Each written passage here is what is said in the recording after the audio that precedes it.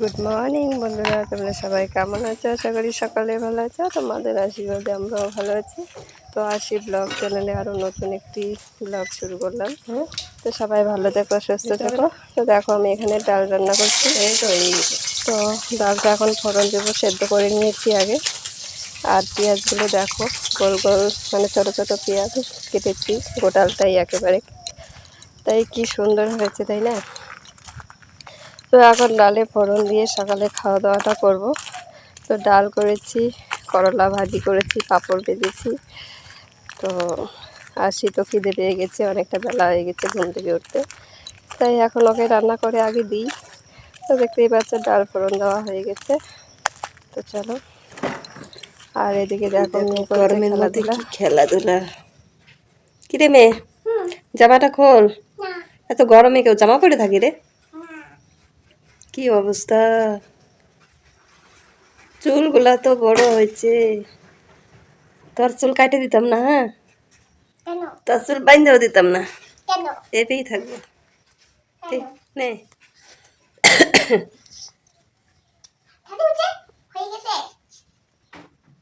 এ টুকলি, তুই তো ছোটবেলার মতো ফোঁটা দেওয়া শুরু করছিস আবার। কেন রে, তুই কি ছোট? তুই কত বড় হয়েছিস? তাও দিবি? তুই আমার গেদু, তুই আমার গেদু। কি করছো? কেন? কালকে স্কুল। কালকে স্কুল? হ্যাঁ। ছাপ দিয়ে ধুইতে হবে। কেন? হ্যাঁ, নাহলে নোংরা উঠবে না তো। বালতি কোথায়? তুই সর, এই রোদ্রের দিকে সর, আমি ধুই দিচ্ছি। কোথায় রাখবো? এইখানেই রাখ না, বালতির উপরে রাখ।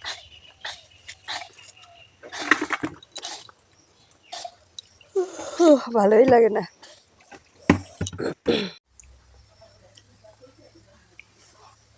তো আমরা শুয়ে আছি বাইরে, বুঝেছো? বাইরে গাছের হাওয়া আসছে সুন্দর, তাই এখানে দেখো বাইরে শুয়ে আছি,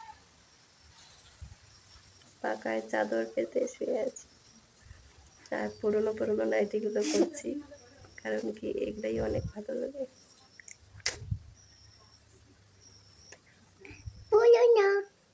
নতুন জামা পরে রয়েছি, নতুন নতুন জামা পরে রয়েছি।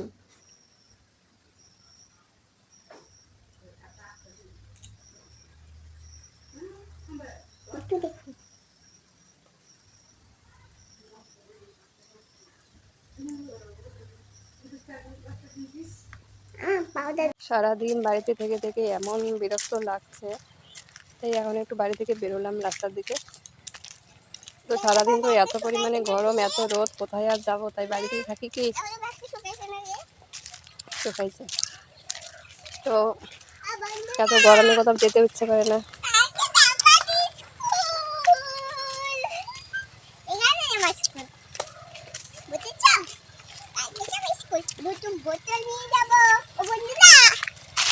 আমি নতুন বোতল নিয়ে যাবো না। তো কালকে থেকে আবার স্কুল শুরু, আসি অনেকদিন বাড়িতে থেকেছে, মানে হচ্ছে ওরও ভালো লাগছে না। তো খুব আনন্দ, কালকে থেকে স্কুলে যাবে। তো চলো রাস্তায় আর কি করবো।